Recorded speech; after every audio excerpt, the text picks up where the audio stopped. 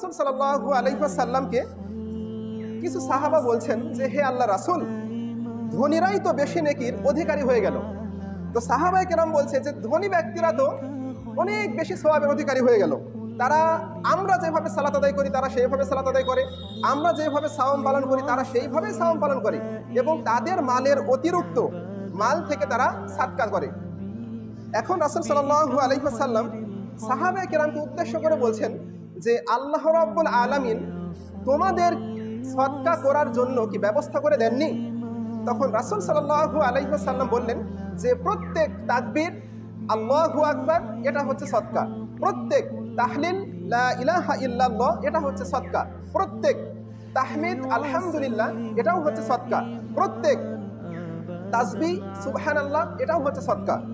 অর্থাৎ রাসূল সাল্লাল্লাহু আলাইহি ওয়াসাল্লাম পরে বলছেন যে সৎ কাজের আদেশ দেয়া এবং অসৎ কাজ থেকে নিষেধ করাও সাদকা, এমনকি স্ত্রী মিলন করাও সাদকা। এখন সাহাবাগণ বললেন যে হে আল্লাহ রাসূল, আমাদের মধ্যে কেউ যদি নিজের যৌন, নিজের কামনা বাসনা মানে যৌন আকাঙ্ক্ষা মিটানোর জন্য যদি স্ত্রী সহবাস করে তাহলে এতেও কি সওয়াব হবে? তখন রাসূল সাল্লাল্লাহু আলাইহি ওয়াসাল্লাম বললেন যে তোমাদের কি অভিমত? যদি কোনো মানুষ অবৈধভাবে যৌন সম্পর্ক করে তাহলে কি পাপ হবে?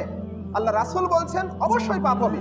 এবং যদি কোনো ব্যক্তি নিজের শরীরের চাহিদা পূরণ করার জন্য, নিজের কাম প্রবৃত্তি পূরণ করার জন্য যদি স্ত্রী সহবাস করে এতেও তার পুণ্য হবে। সুবহানাল্লাহ। তার মানে স্ত্রী সহবাস হালালভাবে বিবাহের পর যদি কেউ স্ত্রী সহবাস করে এর মাধ্যমেও সাদকা হয়, এর মাধ্যমেও আল্লাহ রাব্বুল আলামিন আদম সন্তানদের আমল নামায় সওয়াব লিপিবদ্ধ করে দেন। সুবহানাল্লাহ। তার মানে